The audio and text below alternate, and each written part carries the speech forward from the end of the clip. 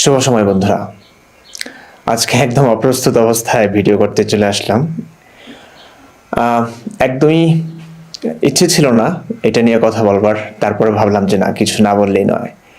Brother Rahul, আপনারা নাম চিনেন, জানেন অনেকেই। এই লোকটা তসলিমা নাসরিনের সঙ্গে ঈশ্বরের অস্তিত্ব নিয়ে ডিবেট করবেন বলে একটা দিয়েছেন, পোস্ট দিয়েছেন, আহ্বান জানিয়েছেন। মানে অবাক লাগছে, রমজান মাস তো কি বলবো, রমজান মাস বলে আসলে এই ঘোষণাটা এসেছে ওনার পক্ষ থেকে। একটু বুঝিয়ে বলি আপনাদেরকে। রমজান মাসে বাংলাদেশের প্রায় সকল আলেম যারা আছেন, হাফেজ, মাওলানা, মুফতি, মসজিদ মাদ্রাসা নিয়ে ব্যস্ত আছেন, তারা রমজানে অনেক ব্যস্ততা তাদের। আমি একজন মুফতি হয়ে, হাফেজ হয়ে তারাবি পড়াতাম, তারপরে হচ্ছে মসজিদের খতিব ছিলাম। অনেক দায়িত্ব থাকে, অনেক ব্যস্ত থাকে। রমজানে ইনকামটা কিন্তু হুজুরদের সবচেয়ে বেশি হয়, পুরো 11 মাসে যা হয় তার চেয়ে বেশি হয় এক মাসে, রমজান মাসে। তো প্রত্যেকটা হুজুর কিন্তু খুবই ব্যস্ত। তো হুজুরদের তো ইনকাম খুবই ভালো চলছে, ভালো রমজান মাস। এখন এই ব্রাদার রাহুল কি হুজুর না? তাহলে না, ব্রাদার রাহুল না হাফেজ, না মাওলানা, না মুফতি, কিছুই না। সিডি বিক্রি করতো, তারপরে মুখস্থ বিদ্যা মনে হয় ভালো হতে পারে। অনেক মানুষ মূর্খ, পড়াশোনা করা জানা নাই, তাদের স্মৃতিশক্তি, মুখস্থ বিদ্যা খুব ভালো হয়। তো সেই লোকটা হয়তো বাংলা টাংলা, ওই যে মুশফিকুর রহমান মিনারের যে ওয়েবসাইট আছে, সেখান থেকে নাস্তিকদের প্রশ্নের জবাবের যে গোজামিলগুলো দেয়, এই গোজামিলগুলোই কিন্তু সে প্রত্যেক ভিডিওতে চালিয়ে দেয়। ডাক্তার জাকির নায়েক থেকে কিছু শুনেছে, মানে সে ভেবেছে যে বাংলাদেশের ধর্মান্ধদের মানে ধর্ম ব্যবসা তো খুবই রমরমা, সেখানে গিয়ে ওই ভারতের মানুষ মনে হয় বাংলাদেশে গিয়ে তারপরে রমরমা ধর্ম ব্যবসা শুরু করেছে। কি আর বলবো। এখন রমজান মাসে না উনি তো হাফেজও না, মাওলানা, মুফতি কিছুই না। রমজান মাসে তো অন্যান্য হুজুরদের ব্যবসা তো রমরমা, উনি কি করবেন? ওনার তো একদমই কিচ্ছু নাই। এখন এই রমজানে তো মাহফিলও নাই। উনি পড়েছেন বিপাকে, এই রমজান মাসে শুরু করেছেন বাটপাড়ি। মানে দেখুন, এই বাটপাড়ি শব্দগুলো ব্যবহার করাটা আমি অন্তত করি না, কিন্তু এই লোক আমার যতগুলো ভিডিওর কাউন্টার দিয়েছে, শুরুতেই বাটপার, মুফতি নাস্তিক ইমরান বাটপার। মানে একজন মুফতি নাস্তিক হলে, ইসলাম নিয়ে সমালোচনা করলে, যৌক্তিক গঠনমূলক সমালোচনা আমি করেছি, এগুলো করলে বাটপার হয়ে যায়। এদেরকে ভাষা শিখিয়েছি আমরা ভাই, মানুষরা এই মুমিনদেরকে ভাষা শিখেছে। এরা কিছুদিন আগ পর্যন্ত, এখনো পর্যন্ত গালিগালাজ করে। মানে গঠনমূলক সমালোচনা চাইতে এরা বেশিরভাগই ব্যক্তি আক্রমণ করে। হ্যাঁ, এরা গালিগালাজ করে, ভাষা ঠিক নাই, কেমন করে কথা বলতে হবে। তো এই মানে তসলিমা নাসরিনের সঙ্গে এই লোক ডিবেটের আহ্বান জানিয়েছে। কেন? তসলিমা নাসরিন কে আর তুমি কে ভাই? আর তসলিমা নাসরিনের সঙ্গে কেন? মানে কি বলবো এদেরকে? তসলিমা নাসরিন একজন ইন্টারন্যাশনাল পারসন। আমার মনে হয় না উনি এই ব্রাদার রাহুলের পোস্ট দেখেছেন, আহ্বান যে জানিয়েছেন, এটা জাস্ট তাদের লোকেরা এটা নিয়ে নোংরামি করছে। হ্যাঁ, তসলিমা নাসরিন মনে হয় না এগুলো দেখবেন, দেখেছেন মনে হয় না, দেখবেনও না মনে হয়, সময় নাই তাদের। তসলিমা নাসরিনদের মতো লোকদের সময় নাই এই ব্রাদার রাহুলের সঙ্গে বসবার, ইচ্ছেও নাই এবং প্রয়োজনও নাই। আবার ঈশ্বরের অস্তিত্ব নিয়ে কেন ভাই? আপনারা তো বলবেন আল্লাহর অস্তিত্ব নিয়ে। ঈশ্বর কি? ঈশ্বর কি? এখনো তো ডিবেটের আহ্বান জানাচ্ছেন। নবী রাসূলরা কেউ ডিবেট করেছেন? আপনার নবী পালিয়েছে, নবীকে ইহুদিরা ডিবেটের জন্য, আলোচনায় বসার জন্য আহ্বান জানিয়েছে। নবী এসেছে, তারপরে ওই জিব্রাইলের কথা বলে নবী পালিয়ে গেছে। এটা নিয়ে আমি ভিডিও বানিয়েছি, আরো না হয় বিস্তারিত বানাবো। নবীকে যখন আল্লাহর অস্তিত্ব নিয়ে প্রশ্ন করতো, নবী তখন রেগে যেতেন, ঘেমে যেতেন, মানুষ মারতেন নবী। আপনার নবী এক কথা এটাকে জঙ্গিবাদ বলে, এটাকে ডাকাতি বলে, ডাকাত ছিল। নবী তো এই ঈশ্বরের অস্তিত্ব নিয়ে ডিবেট করেন নাই, মানুষকে ভালো করে বুঝিয়ে দেন নাই। ফিলোসফিক্যাল টার্ম এখন যেগুলো ব্যবহার করছেন আপনারা নাস্তিক মুরতাদদের থেকে শিখে শিখে, হ্যাঁ, জ্ঞানীগুণী মানুষদের থেকে শিখে শিখে, মোবাইল একটা আছে, শিখতে পারেন, ভালো শিখেন, ভালো। কিন্তু কথা হচ্ছে এগুলোই আপনাদের ওই ধর্মের পুটলিতে ঢুকিয়ে আপনারা ব্যবসা করেন, বুঝতে চান না। যদি বুঝতেই চান তাহলে আমার ওই আর্গুমেন্ট অফ কন্টিনজেন্সি, এটা নিয়ে স্ক্রিপ্ট লেখা হয়ে গেছে, আমরা অসুস্থ আসলে। এনাম অনেকদিন ধরে অসুস্থ, এখনো সুস্থ হয় নাই। সে সুস্থ হলে এটার এডিট চলবে, এডিট সময় লাগবে।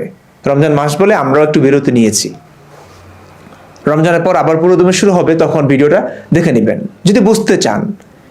আর যদি মনে হয় যে না মানুষকে বোঝাবেন, ভাই আপনাদের ওই তসলিমা নাসরিনদের বোঝা হয়ে গেছে ধর্ম কি, আপনারা করবেন আল্লাহর অস্তিত্ব নিয়ে ডিবেট। আল্লাহর অস্তিত্ব নিয়ে ঈশ্বর কোত্থেকে আসলো ভাই? হ্যাঁ, আবার ডিবেট কেন? ডিবেট আপনারা আহ্বান করতে পারেন না। তসলিমা নাসরিনকে কথা বলার জন্য দেশ থেকে বিতাড়িত করেছেন, মারতে চেয়েছেন, কাটতে চেয়েছেন, পারেন নাই। দেশ থেকে উনি দেশান্তরিত হয়ে যাচ্ছেন এতগুলো বছর ধরে। স্বদেশ, মাতৃভূমি, যেখানে তিনি বেড়ে উঠেছেন, যেখানে তিনি জন্মেছেন, সেই মাটি থেকে তিনি বিচ্ছিন্ন। কারা করেছে? আপনাদের মতো মানুষরা করেছে, ধার্মিকরা করেছে। কেন? ধর্ম যদি ডিবেটেরই প্রয়োজন মনে করত, মানুষকে বোঝানোর ক্ষেত্রে যদি তারা মনে করতো যে না মানুষকে বোঝানো উচিত, কাটাকাটি না করে, তাইলে তো তসলিমা নাসরিন দেশে থাকতো। আপনাদের ডিবেটের দরকার নাই তো, আপনারা ডিবেটের কথা বলতে পারেন না। আপনারা তো জানেন আপনাদের ধর্মই তো বলে শুধু মারতে। ইসলামের বিরুদ্ধে কথা বললে, যৌক্তিক সমালোচনা করলে, গঠনমূলক সমালোচনা করলে মেরে ফেলো। নবীর সমালোচনা, নবী যা করেছেন ভাই ওইটা বললো সমালোচনা। নবী তার পুত্রবধূকে ন্যাংটা দেখে, হ্যাঁ নগ্ন দেখে তার একদম তার বিয়ে করবার শখ হয়েছে। হ্যাঁ, বিয়ে করবার শখ হয়েছে। তারপরে কোরআনের কতগুলো আয়াত নামালেন, কতগুলো আয়াত বানিয়ে আল্লাহর পক্ষ থেকে পারমিশন নিলেন। হ্যাঁ, একদম আকাশে নাকি এই বিয়ে হয়েছে, মানে আল্লাহ ঠেকা পড়েছে, যে মহাবিশ্বের স্রষ্টার ঠেকা পড়েছে নবীকে তার পুত্রবধূর সঙ্গে বিয়ে দিতে। আল্লাহর খেতে কাজ নাই। এই মহাবিশ্বের এত বড় মহাবিশ্ব ভাই, ওই এইসব ডিবেট না করে ইউটিউবে মহাবিশ্ব কত বড়, হ্যাঁ এটা একটু দেখুন। এই পৃথিবী একটা ধূলিকণার সমানও না। সেখানে এক নবীকে, আরবের এক নবীকে, এক রাখাল তার পুত্রবধূকে ন্যাংটো দেখে তার বিয়ে করতে ইচ্ছে হয়েছে। সেই নবীকে আল্লাহর এত কি গুরুত্ব, মানে এত আল্লাহর মাথা পাগল হয়ে গেছে যে নবীকে বিয়ে দিতেই হবে নবীর পুত্রবধূর সঙ্গে, হ্যাঁ পালক পুত্রবধূর সঙ্গে। আকাশে নাকি বিয়ে পড়ে যাচ্ছেন। তা আপনার নবী, আপনারা আসছেন ডিবেট করতে, আপনারা ডিবেট করতে এসছেন, তাও তসলিমা নাসরিনের সঙ্গে। ডিবেটের আহ্বান আমরা করতে পারি, আমরা জানাতে পারি, এবং বারবার জানাচ্ছিও। কাদের সঙ্গে? যারা ইসলাম মানেন, যারা ইসলাম বিশ্বাস করেন, যাদেরকে বাংলাদেশের প্রায় অধিকাংশ মানুষ মানে। সর্বজন বিদিত আলেম শেখ মিজানুর রহমান আজহারি, আহমদুল্লাহ সাহেব, আল্লামা মামুনুল হক সাহেব, না থাক 501 নাম্বার, উনি তো ইসলাম মানেন না, বুঝাই গেছে। হ্যাঁ, ওই হোটেলে ধরা পড়বার পরে তার এক স্ত্রীর কথা জানতে পারি আমরা, তো বুঝাই গেছে ওনারা আসলে ইসলাম মানেন না। শেখ আহমদুল্লাহ আজহারি, এই দুজনের সঙ্গে বারবার ডিবেটের আহ্বান জানাচ্ছি আমি। কই আপনাদের এতই ক্ষমতা, এতই যখন চুলকানি, মানুষকে যখন বোঝাতেই চান, আমরা তো বুঝতে চাই, বসে আছি। তা আপনার সঙ্গে কি ওনাদের সম্পর্ক নাই? একটু কথা বলতে পারেন না? এই তসলিমা নাসরিনের সঙ্গে ডিবেটের আহ্বান জানাচ্ছেন, সোশ্যাল মিডিয়া গরম করছেন আপনারা। মানে এখন রমজান বলে ইনকাম নাই তো আপনার এখন ভাবছেন যে একটা কিছু করি। তসলিমা নাসরিন বসবেন না ভালো করেই জানেন। তো একটা সুযোগ পেয়েছেন এখন।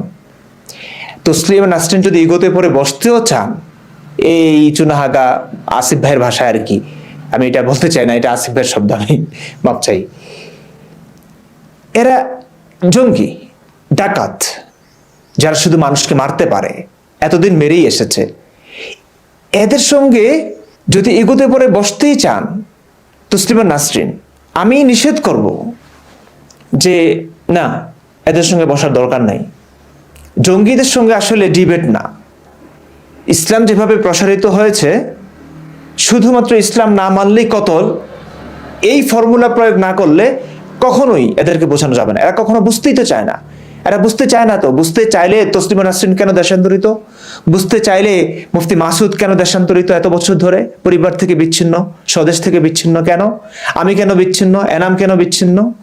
এভাবে শত শত লক্ষ লক্ষ নাস্তিক, মুরতাদ যারা বাংলাদেশে কথা বলতে পারছে না ধর্মের ভয়, তারা কি ডিবেট চায়? আমরা যদি কখনো বলি ডিবেটের আহ্বান করি, তখন আপনারা প্রয়োজন মনে করলে বসবেন, তো বসছেন না। তো ডিবেটের আহ্বান তো বারবার জানিয়েছি, শেখ আহমদুল্লাহ আজহারিকে বারবার জানিয়েছি, নানান বিষয় নিয়ে বলেছি ছাত্র হয়ে বসবো, আপনাদের সম্মান আছে, সময়ের দাম আছে, ধর্ম ব্যবসা তো রমরমা, প্রোগ্রাম আছে, এক এক প্রোগ্রাম থেকে বহু টাকা পান, বাদ দেন, আমরা দিব 10 লক্ষ টাকা পর্যন্ত অফার করেছি, কই বসেন না কেন? আপনার ক্ষমতা থাকলে আপনি তাদেরকে বলুন যে ইমরান বিন বশির বসতে যাচ্ছে, আচ্ছা আমাদের সঙ্গে বসে না কোনো কারণে, আমরা আমাদের ওই ডিগ্রি নাই বলে বসে না, যে কারণে বসেন না, আপনারা যা বলে খুশি হন আর কি, আপনাদেরকে ভয় পাই, আচ্ছা ঠিক আছে। তো আজহারি কি আপনার চাইতে ইসলাম কম বুঝেন? আহমদুল্লাহ কি আপনার চাইতে ইসলাম কম বুঝেন? ওনাদের সঙ্গে বলুন না, ভালো করে বলুন, সবাই মিলে এই যে অপপ্রচারগুলো চালাচ্ছেন, ইমরান বিন বশিরের ভয় পায়, এইগুলো বলার জন্যই করছেন জানি, তো এগুলো না করে ওনাদের সঙ্গে বসিয়ে দিন। আমি বলেছি আহমদুল্লাহ আজহারি, ওনাদের কাছ থেকে যদি আমি জবাব না পাই কিংবা ওনারা যদি আমাকে হারাতে না পারেন, তাইলে আমি আপনাদের সঙ্গে বসবো। যে কেউ, আপনাদের শিক্ষা আছে না নাই সেটা দেখবো না, ডিগ্রি আছে না নাই সেটা দেখবো না, সিডি বিক্রেতা থেকে আপনি ধর্ম ব্যবসায় এসছেন তাই না, আমি এটাও দেখবো না। ঠিক আছে, সিডি বিক্রেতাও কিছু জানতে পারে, তার সঙ্গে না হয় সময়টা নষ্ট করলাম শেষ পর্যন্ত। তা আমি আগে সর্বজন বিদিত আলেম, বাংলাদেশের অধিকাংশ মানুষ যাকে মানে, যাকে শিক্ষিত মনে করে, যার কথা শুনে ইসলাম মানে, হ্যাঁ, এবং তারাও ইসলাম মানেন বলে আমি মনে করি, তাদের সঙ্গে বসবো। আপনারা তো ইসলাম মানেন না ভাই, ধর্ম ব্যবসা যে করতে এসছেন একদম নিম্নমানের ধর্ম ব্যবসা, একটু জেনে শুনে আসলে কাউন্টার যে দিব মাঝে মাঝে, আমাকে অনেকেই বলে ভাই ব্রাদার রাহুলের ভিডিওর কাউন্টার দেন। আমি বললাম ব্রাদার রাহুলের গোজামিল শুনে যদি মনে হয় যে তার কথাগুলো সত্য, যদি এই টাইপের মেধা হয় আপনার, আমি আপনাকে হয়তো কোনোভাবেই বোঝাতে পারবো না যে ব্রাদার রাহুলের ভিডিওর কাউন্টার দিতে বলে, মানে কি বলবো। আপনারা বসুন না, এইসব বাটপারি না করে, যাদের সঙ্গে বসলে জাতির উপকার হবে, আপনাদের না অবশ্য, এই কারণে তো সুলেমান আসরিনকে গিয়ে বলতে পারবো, কই এতজন মিলে একটু শায়েখ আহমদুল্লাহ আজহারিকে বলতে পারলেন না আপনারা? আমরা তো বলেছি 10 লাখ টাকা পর্যন্ত দেব, আমাদের টাকা নাই, তারপরও যে কোনো ভাবে কিডনি একটা বিক্রি করে হলে দেব। ধর্ম ব্যবসা যেভাবে চলছে, ওরা এক মাহফিল থেকে পায়, আমাদেরকে তো আপনারা তাড়িয়েছেন, আমাদের নিজস্ব কর্মস্থলে আমরা নাই, আমাদের পরিবারের কাছে নাই, আমরা এমন একটা অবস্থা তৈরি করে রেখেছেন, আপনারা আবার ডিবেটের আহ্বান জানান, অথচ অলরেডি ডিবেটের আহ্বান কতগুলো জানানো হয়ে গেছে। প্রায় বলতাম একটা সময়, এখন আসছেন না, বাস আর বলছিও না, কি আর করবো, নিজের মতো করে মানুষকে যতটুকু পারি ততটুকু করছি মানুষকে। রমজান মাস চলছে, আমি বলছি যে কোনো সময় আমার অনেক প্রবলেম হবে, কারণ লাইভে যাওয়ার জন্য আমার সেই সরঞ্জামাদি নাই, কম্পিউটার দোতলা থেকে 3 তলা তুলতে হয়, মানে প্রচুর প্যারা, এবং একটা ল্যাপটপ নাই যেখানে আমার রেফারেন্সগুলো আমি রাখবো, আমার মোবাইলে থাকে, তো মোবাইলে লাইভে দেখানো যায় না, এটা অনেক ঝামেলার মনে হয়, এভাবে তো সুন্দর হবে না। তারপরে বলেছি শায়েখ আহমদুল্লাহ আজহারির মতো মানুষরা যখন আসবেন, তখন আমি যে কোনো সময় প্রস্তুত আছি, এবং এটার জন্য না হয় অনেক কষ্ট করে ব্যবস্থা একটা করবই। তো ওনাদের সঙ্গে বসানোর চেষ্টা করুন, এই যে লাফালাফি না করে ওনাদেরকে একটু বোঝান, মানে কি একটা অবস্থা। একটা সময়ে মানে এদের কাছে একটা না একটা কিছু জবাব থাকবেই। দেখুন, একটা সময় টিভি দেখা হারাম হারাম হারাম, মোবাইল দেখা হারাম হারাম হারাম, তাই না? এখন সেই মোবাইলে, সেই টিভিতে যখন তাদের আলোচনা চলছে, ওয়াজ হচ্ছে, তখন তাদের কাছে এই হারাম হালাল হয়ে গেল। টিভিতে এখন ইসলাম নিয়ে ব্যবসা করছে, কথা বুঝতে পারছেন? টিভি এখন হালাল হয়ে গেছে। ছবি তোলা, ছবি আঁকা, হ্যাঁ, এই সব তো সম্পূর্ণ হারাম ছিল, হ্যাঁ, নবী তো একদম জাহান্নামে পাঠিয়ে দিয়েছে যারা ছবি তুলবে। আজকে সময়ের বিবর্তনে আজকে এরাই, এই হুজুররাই নির্বাচনী প্রচারণায় বলেন, মাহফিলের প্রচারণা বলেন, মানে এই ছবি তোলা, ভিডিও করা, এসব নিয়ে ব্যবসা শুরু করেছে। হারাম একটা বিষয়। কোকা কোলা খাওয়া হারাম হারাম হারাম, ইহুদিদের পণ্য। অথচ এরা যে মাহফিলে ওয়াজ করে, যেটা দিয়ে গলাবাজি করে, হ্যাঁ, যে ভিডিও ক্যামেরা, মানে এরা ভিডিও ধারণ করে ইউটিউবে ছাড়ে, হ্যাঁ, আপলোড করে, এত ব্যবসা, রমরমা ব্যবসা, সবকিছু ইহুদিদের পণ্য, সেগুলো তো বয়কট করছে না, করবে না। তো এরা তো চেঞ্জ হয়ে যায়, যে পোল্ট্রিবাজদের সঙ্গে ডিবেটের কি ভাই, পোল্ট্রিবাজ। একটা সময় নবী এই যে ডিবেটের ব্যবস্থা করলে নবী পালিয়ে যেত ওখান থেকে, এবং যারা ঈশ্বর নিয়ে প্রশ্ন করত, আল্লাহ নিয়ে প্রশ্ন করত, তাদেরকে নবী রাগারাগি করত এবং ধমকি দিত, এবং একটা সময় তাদেরকে মেরেছে কৌশলে। ইসলাম বিদ্বেষ নানান করার কথা বলে, নবীকে কথা বলে, নবীকে নিয়ে কটূক্তি করে, কে আছে এদেরকে মারবে, মিথ্যা কথা বলে, মিথ্যা কথার আশ্রয়ে এদেরকে মারবার অনুমতি পর্যন্ত দিয়েছে। কাব বিন আশরাফের কথা বলছি, হুয়াই ইবনে আখতাবকে মেরেছে, জবাই করেছে এই নবী। এরা শুধুমাত্র প্রশ্ন করেছিল, যৌক্তিক প্রশ্ন, মানে এক কথা ডিবেট। নবী ডিবেটের কথা বললে কেউ, নবী তাদেরকে মারতো। হ্যাঁ, আর একটা সময় এত বছর ধরে তো এটাই হয়ে আসছে, ডিবেটের আলোচনা বসার প্রয়োজন অনুভব করে নাই। এখন পৃথিবী সভ্য হয়েছে, এরাও পাল্টে গেছে, হারামটা হালাল হয়ে গেছে এখন। শুধু পোল্ট্রি, শুধু পোল্ট্রি, পোল্ট্রির উপরে পোল্ট্রি। তো পোল্ট্রিবাজদের সঙ্গে ডিবেট কি ভাই?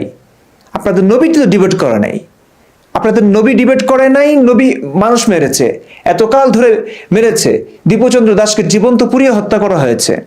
বাংলাদেশে একের পর এক ব্লগার নাস্তিকদেরকে মারা হয়েছে, ইসলামের আদেশ অনুযায়ী তাদেরকে মারা হয়েছে।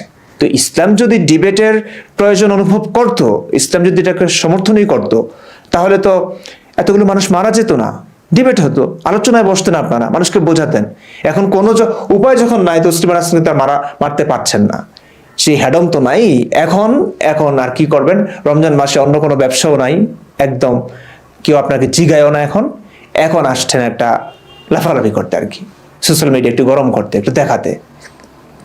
তো ডিবেটের জন্য তো বসেই আছে, আসিন মহিউদ্দিন তো বসেই আছে ডিবেটের জন্য। প্রতিবার আহ্বান জানাচ্ছেন বাংলাদেশের বড় বড় আলেমদেরকে, কই বসেন না কেন? বসেন না কেন তাদের সঙ্গে? হ্যাঁ, আলেমরা আসছেন না কেন? আপনি আলেম না তো আপনি ভাই ধর্ম ব্যবসা, আলেমদেরকে বসুন। আপনাদেরকে তো আলেম মনে করি না বাংলাদেশের। প্রিয় দর্শক, আপনারা যারা মনে করছেন একটু বাড়াবাড়ি করছি আমি, ব্রাদার রাহুল বাংলাদেশের প্রত্যেকটা মাদ্রাসা মসজিদ চলে কমিদের মাধ্যমে। এরা সত্যিকার অর্থে কোরআন, হাদিস, বালাগাত, ফাসাহাত, ইজমা, কিয়াস সবকিছুর সমন্বয়ে এরা ইসলাম নিখুঁতভাবে বোঝার চেষ্টা করে এবং পালন করে। এটা মানতেই হবে আপনাকে, কমিরা। তো বাংলাদেশের 90% মানুষ, হ্যাঁ, এদের কি মানে, এদের কি সত্যিকার অর্থেই মুসলিম মনে করে, আল্লাহ বলে মনে করে, ইসলামের সত্যিকার অর্থে ধারাবাহিক মনে করে। এরা কেউ, কোনো হুজুর, কমির কোনো আলেম এই ব্রাদার রাহুলকে মানে গণেই না, একদম গণেই না, বিভ্রান্ত মনে করে। সেই ব্রাদার রাহুল এখন ডিবেটের আহ্বান জানাচ্ছে। বড় বড় আলেম যারা সর্বজন বিদিত, তাদেরকে আমরা জানাচ্ছি নামগন্ধ নাই। এর একটা কারণ কি জানেন? এদের সঙ্গে বসলে উল্টাপাল্টা হারলেও, উল্টাপাল্টা কথা বললেও তখন ওরা বড় বড় আলেমরা সমালোচনা করতে পারবে, ও ইসলাম তো হারায় নাই, ইসলাম তো হারায় নাই। কারণ এই ব্রাদার রাহুল সিডি বিক্রি করতো, তখন কিন্তু এরা সত্যিকার অর্থে মূর্খ যেমন আছে, যে আসল পরিচয়টা এটাই বলবে যে কি সিডি বিক্রি করতে একটা সময়, তারপরে বাংলাদেশে দেখেছে ধর্ম ব্যবসা রমরমা, সেখানে এসে মাহফিল শুরু করেছে কিছু হাদিস কোরআন মুখস্থ করে। তখন কিন্তু এরা এটাই বলবে, এই কোনো আলেম নাকি, আর কথা কি গ্রহণযোগ্য নাকি? এই কারণেই বলছি যে বাংলাদেশের সর্বজন বিদিত আলেম যাদের কথা শুনে ইসলাম মানুষ পালন করছেন এবং তারাও ইসলাম মানছেন, তারা আসুন, আল্লাহর অস্তিত্ব নিয়ে আমরা ডিবেট করি, চলুন। কিংবা ইসলামের নির্দিষ্ট কিছু বিষয়ে, তাকদীর বিষয়ে, দাসী সেক্স, এটির বিষয়ে, নবী কি সত্যিকার অর্থে নবী কিনা, মোহাম্মদ কি নবী কিনা, এটির বিষয়ে চলুন। একটা প্রমাণও দিতে পারেন কিনা? কোরআন হাদিস আছে, হ্যাঁ, যুক্তি আছে, সবকিছু থাকবে না। এই মুহূর্ত নাই, এই সাহস তো নাই। এই সাহস থাকলে মারামারি করতেন না। এই সাহস থাকলে নবী মোহাম্মদও ওই ইসলামের সমালোচকদের কিভাবে মারতো না। যুক্তিবোধের স্থান নাই ইসলামে। তা আপনারা ডিবেট ঈশ্বর নিয়ে কেন করবেন? এটা তো আপনাদের টপিকই না। তসলিমা নাসরিনকে উদ্দেশ্য করে বলছি, ম্যাম, আমি জানি না ব্রাদার রাহুলের পোস্ট কিংবা ডিবেটের আহ্বান আপনার কাছে পৌঁছেছে কিনা। পৌঁছেও যদি থাকে, যদি আপনার কোনো না কোনোভাবে মনে হয় একটু সময়টা নষ্ট করি, না, এই বাটপারদের সঙ্গে সময় নষ্ট করবেন না। এটা কেন? দেখুন, এদের যে অনুসারীরা আছে সবসময় এদের সঙ্গে লাইভ টাইপ করে, আমি এদের ভাষা দেখুন আপনার। এই যে একজন, আমি নামটা বলছি না, ব্রাদার রাহুল হোসাইন রুহুল আমিন, কি একটা নাম রে ভাই, এত বিশাল বড় একটা নাম দিয়ে রেখেছে ভাই। ইতিপূর্বে যে ধোলাই করেছে তাসলিমার স্টেপ সান বিশিষ্ট ইয়াবা ব্যবসায়ী ফেসাদ নূরকে আর মনে হয় না রাহুল ভাইয়ের সাথে বসবে। দেখেছেন এদের ভাষা। তো এই অসভ্য নোংরা বর্বরদের সঙ্গে ডিবেট সময় নষ্ট করে লাভ নাই। এরা যেমন করেছে মানুষের সঙ্গে কিংবা করে আসছে, যেমন এদের ধর্মে বিধান, এদের সঙ্গে সেই ফর্মুলা অ্যাপ্লাই করা ছাড়া উপায় নাই, কোনো পথ খোলা নাই। বিশ্বাস করুন, আমার 20 বছরের অভিজ্ঞতা থেকে বলছি। আপনারা হয়তো জানেন না, মাদ্রাসায় পড়েন নাই, আপনারা জানেন না কি শেখানো হয় এখানে, হয়তো দূর থেকে দেখেছেন, কমন সেন্স আছে, সেটুকু দিয়েই বুঝে গেছেন যে ইসলাম কি। কিন্তু আমি জানি, যেটা তসলিমা নাসরিনও জানেন না, বোঝেন না, যে ইসলাম আসলে কতটা ভয়ঙ্কর, মাদ্রাসা কি শেখানো হয়, এই সমস্ত কিছুই বাটপারি। এই ডিবেটের কথা আহ্বান জানানোর তো একটা বাটপারি, এটা বাটপারি ছাড়া কিচ্ছু না। ডিবেটের আহ্বান অলরেডি তাদেরকে জানানো হয়েছে। আসিফ মহিউদ্দিন ভাই, আসাদ নূর ভাই, আমি একসঙ্গে বসে 10 লাখ টাকার অফার করে পর্যন্ত তাদেরকে ডিবেটে আনা যাচ্ছে না। আপনার সঙ্গে এখন ডিবেটের মানে আহ্বান জানাচ্ছে, বিতর্ক আলোচনা। কি একটা অসভ্য। এদের ভাষা ঠিক করুন, এদের ভাষা ঠিক করতে বলুন, এদেরকে একটু মানুষ বানান, আগে মানুষ হতে বলুন, তারপরে ডিবেট করবে এরা, তারপরে আমরা না হয় ডিবেট করব। মানে বিরক্তিকর, একদম বিরক্ত হয়ে গেছি। কখনোই বসবেন না, ম্যামকে উদ্দেশ্য করে বলছি, আপনি কখনোই বসবেন না। যারা সভ্য, যারা মানুষ হতে চায়, যারা সত্যিকার অর্থে বুঝতে চায়, তাদের সঙ্গে ডিবেট। আর এমনটা হলে বোঝা যায় তাদের ধর্মে কি আছে, ধর্মে আসলেই ডিবেটের বিতর্কের মানে অবস্থা আছে কিনা। যেই ধর্মেই নাই, যে ধর্মে প্রশ্ন করলেই মারা হয়, কাটা হয়, সেই ধর্মের লোকেরা এখন ডিবেটের আহ্বান জানাচ্ছে। ওই যে পোল্ট্রি, টিভি হারাম ছিল, এখন হালাল হয়ে গেছে, ছবি তোলা হারাম ছিল, এখন হালাল হয়ে গেছে। ওদের স্বার্থে সবকিছুই বদলে যাবে। তো বদলানো মানুষ, ক্ষণে ক্ষণে রং বদলানো মানুষ, পোল্ট্রিবাজ মানুষদের সঙ্গে সময় নষ্ট করার কোনো মানেই হয় না।